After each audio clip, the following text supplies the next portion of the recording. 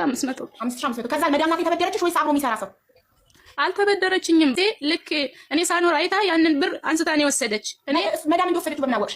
ያወቅኩት ምን መሰለሽ፣ ብር አለሽ ያኖርሽው አለችኝ። እኔ ወሬ ሞልቶ ስጭኝ እያልኩ ስጠያይቃት ብር የለሽም የምትልኪው ያኖርሽው አለች። ቅመሞችዬ ባካችሁ ተጠንቀቁ፣ የመዳም ሌባም አለ። እንግዲህ ጉድ ጉድ ጉድ። አሰላሙ አለይኩም ወራህመቱላሂ ወበረካቱ። ውድ አሚ ቻናል ቤተሰቦች እንዴት ናችሁ? ሰላም ሰላም ብያለሁ። ውድ ሀገሬ ልጆች እንግዲህ በጣም በሚገርም ሁኔታ የመዳም ሌባም አለ። በጣም ያሳዝናል። የእውነት እኔ በጣም አጋጥሞኝም አይቼም አላቅም። ይችታችን ግን እንደሰማችሁት መዳም ቤት ስትገባ 5500 ድርሃም ይዛ ትገባለች። ማለት አዲስ ስራ ነው እንግዲህ እዛ ስራ ስትገባ 5500 ድርሃም ይዛ ገብታ ክላሷ ካሜራ ገጥማለች። አረቧ ማለት ነው ሰራተኛ ክፍል ካሜራ ትገጥማለች። ለምን ቲክቶክ ላይ ምናምን ልብስ ትሸጣለች፣ ነጋዴ ናት እና ሰራተኛ ክፍል ልብስ ታስቀምጣለች። ያንን ይዘው እንዳይሄዱ በማለት ካሜራ ታስቀምጣለች ነው ያለችው ልጅቷ እንዳለችው እንግዲህ። ከዛም በኋላ ብሩን ስቆጥር ምናምን እንደዚህ እንትን ሳስቀምጥ አይታ በካሜራ ከዛም በኋላ እኔ ወጣ ስልላት ብሬን 5500 አንድ ብር ሳታስቀር ወሰደችብኝ መዳም ነው የምትለው። እንዴት አወቅሽ ስትባል ደግሞ ያው ያወቀችበት መጀመሪያ ላይ እንደገባች ብር አለሽ ወይ ኢቃማ ላሰራልሽ ወይ ማለት ኢቃማዋ ተበላሽቶባት ነበር ላስተካክልልሽ ወይ ብር ካለሽ ብላ ስትጠይቃት አይ ብር የለኝም ብላለች። ያው ብዙዎቻችን የምንለው ነገር ነው። እኔም እላለሁኝ ብር አለሽ ሲሉኝ የለኝም፣ አበደሪኝ የለኝም ነው ምለው እያለኝና አላህ ይቅር ይበለን።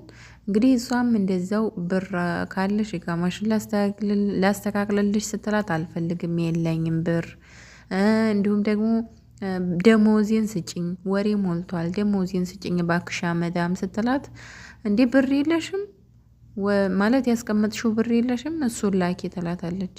የለኝም ትላለች ሚስኪኗ የኔ ቆንጆ የመዳም ቅመም። አይ የለኝም ብር ስትላት እሺ ከሌለሽማ ብላ ያው በካሜራ እንግዲህ ስታስቀምጥ ያየቻትን ብር ላፍ ታደርጋለች መዳምዬ።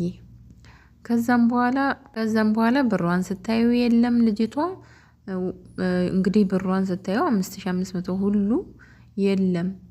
በጣም ደንግጣ ብላ መዳም እንደዚህ ብር አስቀምጬ ነበር ብር የት ሄደ ስትላት እንዴ ብር የለኝም ብለሽ የለ እንዴ ስትገቢ እኮ አንቺ ይሄ አማና ነው ብለሽ ወይም ደግሞ የአማና ብር እንደዚህ ብር ይዤ ገብቻለሁ ቤትሽ ብለሽ እኮ አላሳወቅሽኝም።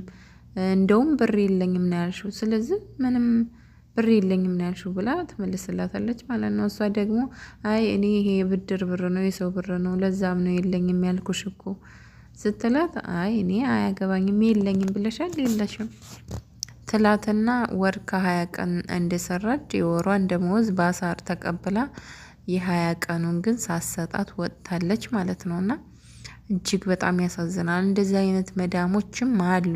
ከወጣች በኋላ ኧረ እባክሽ ስጭኝ ብላ በጽሁፍም በምንም ብትለምና በሰውም ብታስለምናት ምን ትላለች?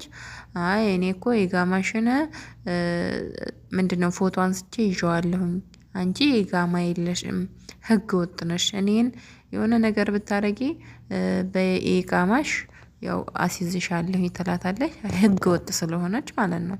ህገ ወጥ መሆኗንም ስላወቀችባት እና እንደዛ ብላ ታስፈራራታለች። ይሄ ማለት እንግዲህ እንደወሰደችው ማረጋገጫ ነው ማለት ነው፣ ብሯን እንደወሰደችው። እጅግ በጣም ይገርማል።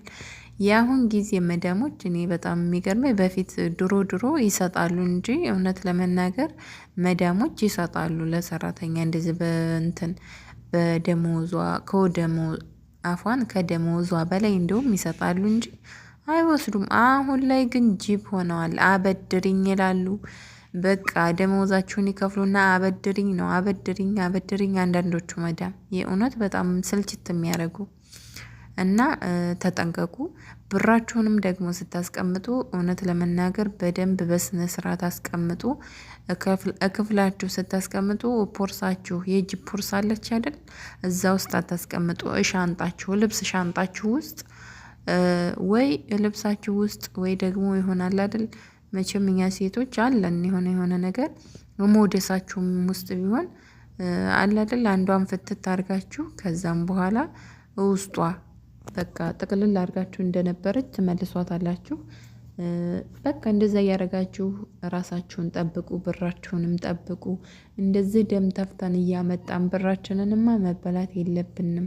ወላሂ ነው የምላችሁ። እዚህ ጓደኛ አሁን 1000 ብር እንደዚህ በእጇ ይዛ ማለት ይዛ እንደዚህ ኩሽና ስራ ሲያዟት ምናምን ቁጭ ታደርገውና ጠረጴዛ ላይ ማለት በዛው ስራ ትጀምራለች። ከዛ ዞር ብላ ስታየው 1000 ብሩ የለም፣ የእውነት የለም። በቃ ወስዶታል። እዛ እንኳ ብዙ ሰው ስለሚገባ ስለሚወጣ የአያት ቤት ነውና ወጣቶች እንደዚህ ይቅርታ ለድምጼ ይወጣሉ ይገባሉ። በዛ ምክንያት ነው።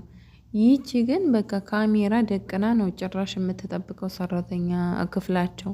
እኔ ግርመኝ ሰራተኛ ክፍል እንደዚህ ካሜራ የሚደቅኑ መዳሞች እንዴት ማለት እንዴት ልብሳቸውን ሊቀይሩ ነው? እንዴትስ ሊሆኑ ነው? ይቺ ልጅ አሁን እንዴት ነው ልብስሽን የምትቀይሪው? ምናልባት የራቁት ቪዲዮ ይዛበሽ ሊሆን ይችላል ምናምን ሲሏት፣ አይ እኔ በጭራሽ ክፍሌ እንትን ምንድነው ልብስ ቀይር ያለቅም ሽንት ቤት ነው አለች። እና ይገርማል።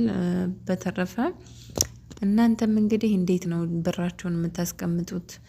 ቦርሳችሁ ውስጥ እንዳታስቀምጡ። ይሄ እኔ ምክር ነው። እንግዲህ እናንተም ሌላ ማለት ሌላ የተለየ በቃ አለ አይደል ሰው የማይደርስበት ብራችንን ማስቀመጫ ታላችሁ ኮመንት ላይ ጻፉልኝ።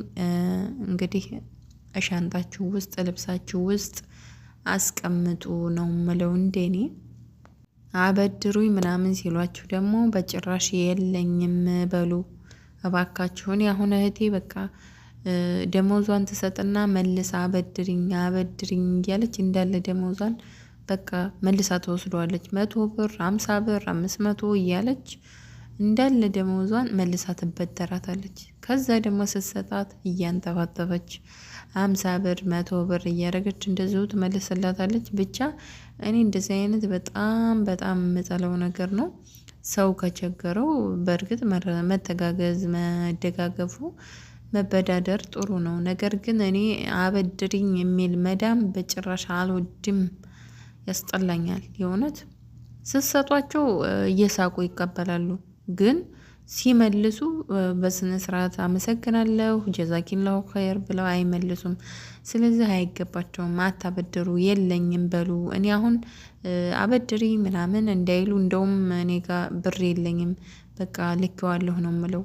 ለምን ደሞዜን ልቀበል ወሩ ሲደርስ ያው በእንትን ስለማይሰጡ አይ ልልክ ነው ብዬ መሻወል መጣ በር ላይ ነው ግዴታ አሁን ስጪኝ ብዬ አፋጥጫት ከዛ ትሰጠኛለች። የበር ላይ ደርሼ እመለሳለሁ ላኩኝ ብዬ ማለት ነው ብሬን። ስለዚህ እንዳለኝ እንደሌለኝ ያው እንደሌለኝ ነው የምታውቀው ማለት ነው። እና እንደዛ እያደረጋችሁ ደሞዛችሁን ስትቀበሉም በሲስተም ያኔ እነሱ በሰላም አይሰጡም። እና አይ ልልክ ነው በቃ ሰዋክ መጣ በር ላይ ነው ግዴታ ስጭኝ ብላችሁ ጦርነት ክፈቱ ላለሁ ከዛም ይሰጧችኋል።